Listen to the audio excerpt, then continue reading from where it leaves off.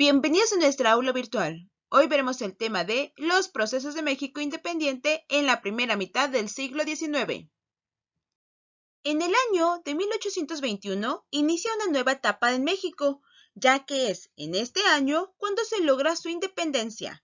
Este hecho histórico fue importantísimo porque puso fin a los 11 años de guerra por la independencia y porque marcó el nacimiento de nuestra nación. Antes de 1821, el territorio que se llamaba Nueva España pasó a llamarse México. Al separarse México de España, se convirtió en un país soberano. Para México, las primeras décadas de vida independiente estuvieron marcadas por la inestabilidad política, por las crisis económicas y por las pérdidas de territorio. Fue una época difícil, los primeros tropiezos de un país recién independiente que para consolidarse necesitaba crear instituciones totalmente nuevas y obtener el reconocimiento de otras naciones. La búsqueda de una forma de organización para la nación resultó ser muy difícil, porque se generaron conflictos entre grupos políticos que tenían proyectos de nación muy diferentes entre sí. Los conflictos políticos que iniciaron después de la consumación de la independencia produjeron hechos violentos, evitando que existiera un gobierno estable.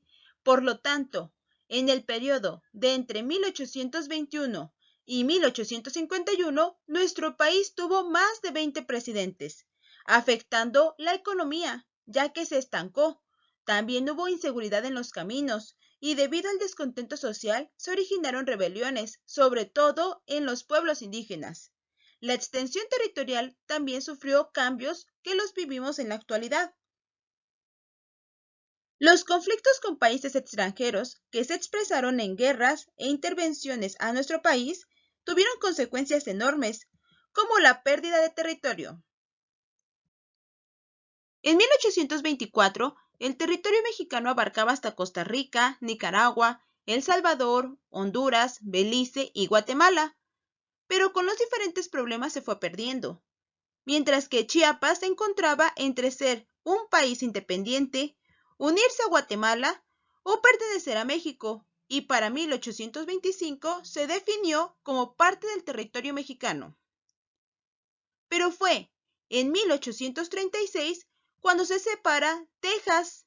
Además, en 1848 se pierde Nuevo México y California, tras el fin de la guerra con Estados Unidos, perdiendo más de 27 millones de kilómetros cuadrados después de 27 años y dejando nuestro territorio como lo conocemos en la actualidad.